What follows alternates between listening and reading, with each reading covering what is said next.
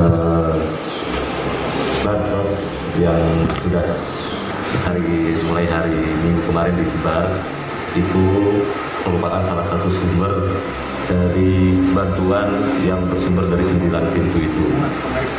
Ya, jadi ada 9 pintu bantuan yang akan nanti masuk pada masyarakat dengan sasaran yaitu data DTKS dan data non-DTKS. Kalau data DTKS itu sumbernya sudah jelas, yaitu dari Pusdatin. Jadi kita hanya menerima data itu dari pusat. Nah, yang kedua mungkin data non-DTKS yang hasil dari pendataan warga. Pendataan melalui sapa warga, pendataan yang diinput melalui desa dari RT RW setempat. Nah, itu yang data non-DTKS. Dan sekarang bantuannya belum berjalan karena masih menunggu data DTKS itu harus sinkron mana yang nanti oleh pusat. DTKS adalah data terpadu kesejahteraan sosial. Nah, itu data terpadu kesejahteraan sosial itu sumbernya sudah jelas dari Pusdatin.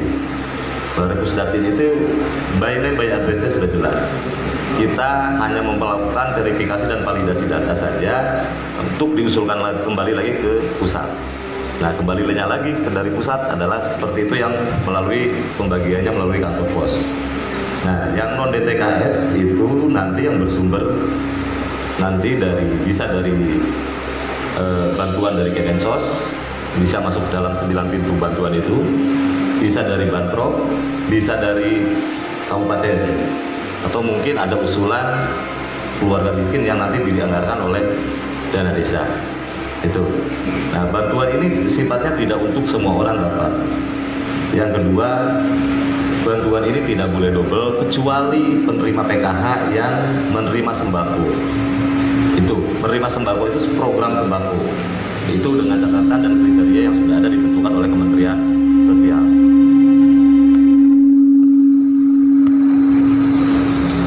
Bahwa untuk setiap pintu bantuan berbeda nilai, berbeda jenis, berbeda waktu. Itu yang mungkin perlu dipahami oleh semua masyarakat bahwa jenis bantuan tidak harus sama karena berbeda jenis, berbeda waktu, atau berbeda nilai juga, waktu pemberian juga akan berbeda. Kemarin yang sudah dilakukan adalah pemberian dari Banprop yang bersumber dari data terpadu kesejahteraan sosial. Mungkin yang baru dari mulai hari Minggu dan selanjutnya informasi yang kami dapat dari kantor pos akan selesai selama 14 hari yang data non DTKS. Data DTKS, data yang DTKS akan selesai selama kurang lebih 15 hari. Jumlahnya kurang lebih di angka 37.000 sekian. Itu yang bantuan dari provinsi. Terkait bantuan yang tadi yang saya paparkan adalah ya, itu yang bersumber dari tadi. Dari 9 pintu itu, Pak. 9 pintu bantuan. Kecuali yang dua sumber bantuan itu yang ada alokasi khusus yang bantuan presiden itu untuk lokasi-lokasi daerah. Nah, kalau data yang dari kabupaten, kita menunggu data non DTKS yang dari pusat dan dari provinsi. Kita masih menunggu kuota mana yang disetujui oleh pusat dan oleh provinsi. Karena berdasarkan kuota yang masuk, Subang mendapat alokasi sementara itu 75.000 non DTKS yang dari provinsi. Yang dari pusat kita ajukan sekitar DTKS dan non DTKS itu 118.000. Nah, dari data itu ada NIK yang valid dan tidak valid. Ini yang menjadi kesulitan kami karena seluruh bantuan harus berbasis NIK. Itu arahan dari pusat dan arahan dari provinsi. Ketika NIK itu tidak valid, itu menjadi kesulitan bagi baik provinsi maupun pusat itu meluncurkan bantuan. Makanya fixnya nanti nunggu data, kemungkinan mudah-mudahan jam 4 sore ini selesai. Nah, kabupaten akan menunggu data itu selesai. Alokasi rencana yang akan dianggarkan kurang lebih di kisaran 40.000 dan itu akan disalurkan mudah-mudahan setelah data itu sudah final.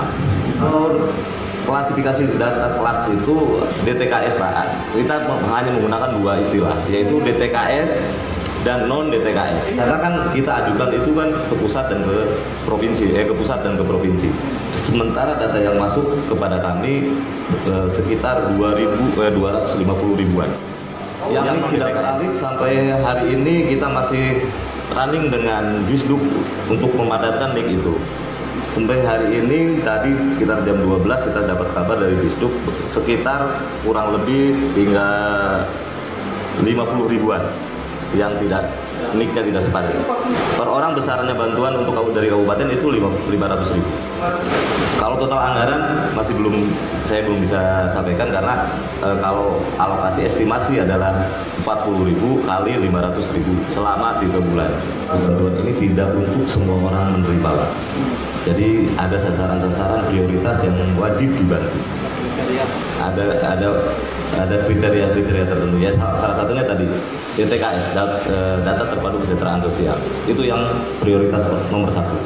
Nomor kedua adalah non DTKS yang diusulkan oleh warga yang terutama bagi mereka yang terdampak langsung, baik tadinya yang berjualan tidak bisa berjualan, yang tadinya bekerja tidak bisa bekerja, itu yang menjadi prioritas salah satunya itu. Untuk yang dari bantuan dari kantor pos, ketika ditemukan bahwa penerimanya itu sudah meninggal, karena mereka acuannya adalah KTP penerima sesuai ID yang mereka terima dari pusat. Nah, untuk penunjuk dari pusat memungkinkan itu ditahan dulu, ditunda dulu Pak, di hold dulu bantuannya sambil nanti nunggu instruksi dari pusat. Karena mereka itu secara keturunannya istrinya masih ada, anaknya masih ada. Karena pengurusnya saja, kepala keluarganya saja yang meninggal misalnya itu.